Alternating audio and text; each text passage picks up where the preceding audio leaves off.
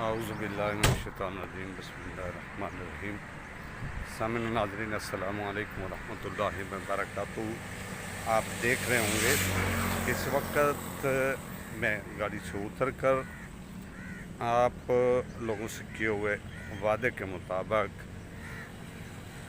कि मैदे की सोज़श का नुस्खा आपको पेश करना था, सफ़र में था और वीडियो ना बना सका, लेकिन अब मैं रुक के आपके लिए वीडियो बना रहा हूँ। और पोजीशन ये देखिए कि मैं अब एक नहर के किनारे खड़े होके आपके लिए वीडियो बना रहा हूँ।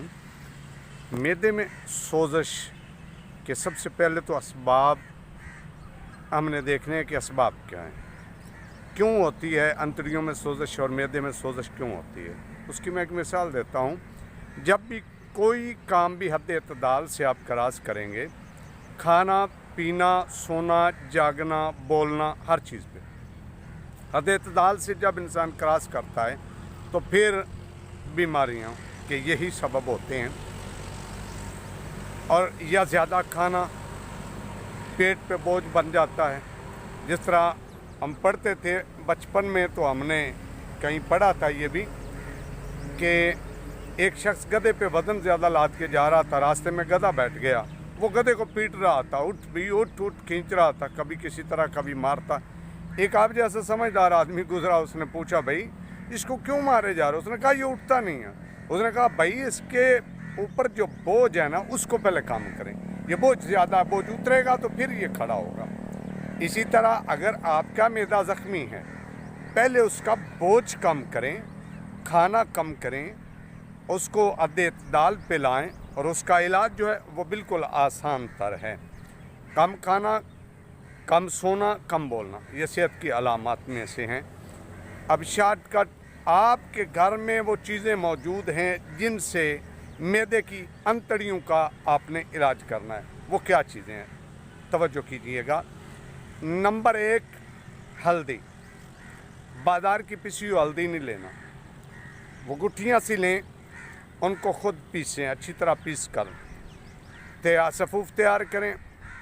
50 ग्राम हल्दी और इसमें 1 तोला कशनीज़ यानी खुश्क धनिया डालें। नंबर 3, इसमें आपने सिर्फ 7 इलायची के दाने डालने पीस कर, ये सफ़ूफ़ मिक्स कर लें। मिक्स करने के बाद आप ज़ीरो का कैप्सूल लें, यानी बड़े साइज़ के कैप्सूल लें। वो बिल्कुल ऊपर वाले खोल में भी भरने, नीचे वाले में। उसमें भरने के बाद आप महफूज कर लें। सुबह निहार मुँह 2 कैप्सूल बासी पानी, घड़े के पानी के साथ खाएं।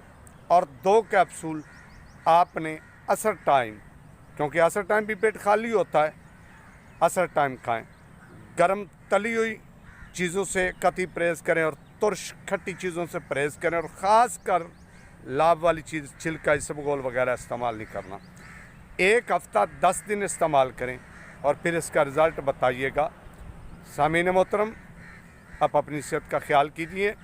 मैंने जो वादा किया था वो नुस्खा आपकी समात व बसारत की नज़र कर दिया है। इंशाअल्लाह अगला जो नुस्खा है वो काफ़ी दोस्त अहबाब बार बार इसरार कर रहे हैं कि मोटापे पे नुस्खा दें, तो इंशाअल्लाह कोशिश करूँगा जल्दी मोटापे पे भी, और कुछ और भी हैं नुस्खा जात, वो भी पेश करने की इंशाअल्लाह जल्द कोशिश करूँगा। दुआ में याद रखिए। अस्सलामु अलैकुम वरहमतुल्लाहि वबरकातुहू।